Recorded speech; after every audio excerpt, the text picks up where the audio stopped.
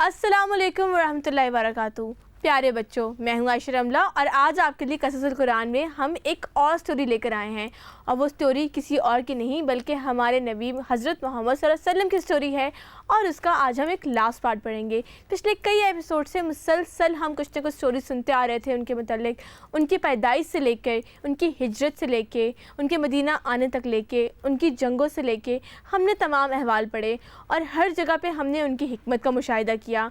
हमने उनको एक टीम लीड की हैसियत से देखा, एक दोस्त की हैसियत से देखा, एक शौहर की हैसियत से देखा, हमने उनको एक सपोर्टर की हैसियत से देखा, हमने उनको एक स्ट्रैटेजी बनाने वाली की हैसियत से देखा, हमने उनको एक जंग जीतने वाले की हैसियत से देखा और आज हम उन्हें एक ऐसे इंसान की हैसियत से देखने वाले हैं जिसने अपने दुश्मनों को माफ़ कर दिया, अपने उन दुश्मनों को माफ़ कर दिया जिन्होंने उनको सारी ज़िंदगी तकलीफ़ पहुंचाई। आज हम फतह मक्का को डिस्कस करेंगे, उसमें क्या हुआ, कैसे हुआ। तो आज हम इस स्टोरी को शुरू करते हैं। हमारे पास यहाँ पे स्टूडियो में बड़े प्यारे प्यारे बच्चे मौजूद हैं। तो प्यारे बच्चों, अस्सलाम वालेकुम। वालेकुम अस्सलाम। कैसे हैं आप सब? ठीक है। रमज़ान कैसा जा रहा है? बहुत अच्छा। अब आप लोगों में से कोई एक बच्चा मुझे ये बताएं कि अगर आपका कोई दोस्त ऐसा हो जो आपको तंग करे, आपकी कॉपी ले ले, आपकी कॉपी रजिस्टर टाइम पर वापस नहीं करे, या आपको पिटाई करे, या आपके साथ लड़ाई करे और आपको उससे बदला लेने का मौका मिले, तो आप क्या करेंगे? चलिए बताइए। उसको माफ़ कर दूंगा। आप उसे माफ़ कर देंगे? तो बेटा आप क्या करेंगे अगर आपको अपने किसी दोस्त से आपको कोई दोस्त आपको बहुत तंग करे और आपको रिवेंज लेने का मौका मिले, तो आप रिवेंज के लिए क्या करेंगे? मैं खुद बदला नहीं लूँगा, मामा पापा को, अगर स्कूल में कोई बच्चा होगा तो टीचर को बता दूंगा। सही है, वरना अगर एरिया में हो तो मामा पापा को बता देंगे। तो जी बेटा, अगर कोई आपको तंग करेगा और आपको रिवेंज लेने का मौका मिलेगा तो आप कैसे बदला लेंगी? मैं उसको माफ़ कर दूंगी, लेकिन फिर मैं उसको ये समझाऊंगी कि आप ये दोबारा ऐसे नहीं करना। दोबारा ऐसे नहीं करें, ठीक है? यानी आप एक वार्निंग देंगी। तो जैसे कि हमने पढ़ा कि उनकी बहुत सारी वॉर्स हुई थी, उनकी आपस में बहुत लड़ाइयाँ हुई, उन्होंने बहुत मुसलमानों को तंग किया, तकलीफ़ पहुंचाई, उनका मजाक उड़ाया, उनकी तहकीर की, उन्हें जानी माली हर तरह से नुकसान पहुंचाया। इसके बाद क्या हुआ था? उनका आपस में एक एग्रीमेंट हो गया था और एग्रीमेंट के मुताबिक पार्टीज़ बन गई थी कि इनके साथ जो ज्वाइन करेगा ये उनको तंग नहीं करेंगे और जिनके साथ ज्वाइन करेगा 10 साल तक वो आपस में जंग नहीं करेंगे। तो इसी के अंदर बनु बकर और बनु खज़ा ने भी कुछ पार्टीज़ चूज़ कर ली। दो कबीले थे, उनकी आपस में लड़ाई थी। बनु बकर कुरैश के साथ हो गए, कुफ़ार मक्का के साथ हो गए, और बनु खज़ा मुसलमानों के साथ हो गए। लेकिन पता है क्या हुआ? उन लोगों ने अपना एग्रीमेंट ब्रेक कर दिया। उन्होंने क्या किया? उन्होंने बनु बकर के लोगों ने बनु खज़ा के लोगों पे अटैक किया और कुफ़ार मक्का ने उनको हेल्प किया। इससे क्या हुआ? उनका एग्रीमेंट टूट गया। जी हाँ, उनका एग्रीमेंट टूट गया। और फिर ये फ़ैसला हुआ कि अब और नहीं, अब क्या होगा? अब बदला लिया जाएगा। अब उन पे जाकर हम चढ़ाई करेंगे, वो हम पे चढ़ाई करने के लिए नहीं आएंगे।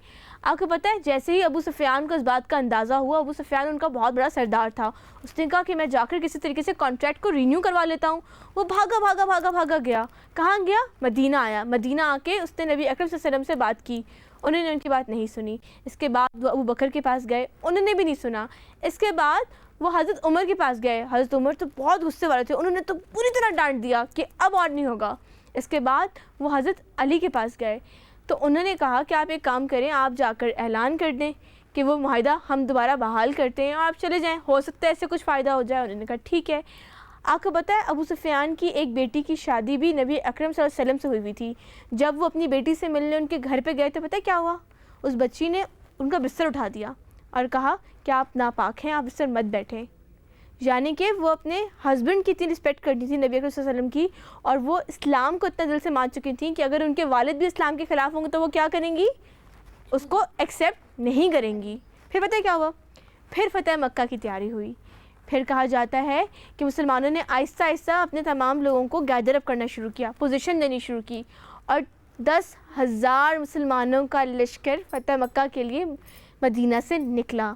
और जब निकले, आप सोच सकते हैं 10,000 कहाँ नबी अकरम सल्लल्लाहु अलैहि वसल्लम की जर्नी शुरू हुई थी, जहाँ पे एक मुसलमान, 2, 3, वहाँ से इतने लोग जमा हो गए, इतने लोगों ने इस्लाम को कबूल कर लिया, इतने लोगों ने ये मान लिया कि अल्लाह क्या है? अल्लाह एक है और अल्लाह की इबादत करना उन पर फ़र्ज़ है।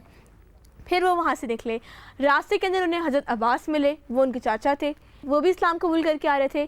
پھر تھوڑا آگے گئے تو انہیں ابو سفیان ملے, انہوں نے بھی اسلام قبول کر لیا. تو وہ گھبرا گئے جب انہوں نے دیکھا کہ 10,000 لوگوں کا لشکر مکہ کے اوپر اٹیک کرنے کے لیے آ رہا ہے. انہیں سمجھ نہیں آیا, انہوں نے کہا کہ کیا کوئی رحم نہیں ہوگا. تو انہوں نے کہا کہ جو شخص ابو سفیان کے گھر میں داخل ہو جائے اس کو امان ہے. اس کا مطلب کیا ہے؟ یعنی کہ جو بھی ابو سفیان کے گھر میں ہوگا اس کو اٹیک نہیں کیا جائے گا, اس کو معاف کر دیا جائے گا. یہ یقین لینے کے بعد ان کے دل میں کچھ اطمینان اترا. اس کے بعد کیا ہوا پیارے بچوں, یہ میں آپ کو بتاؤں گی ایک ٹریک کے بعد. So let's take a short track.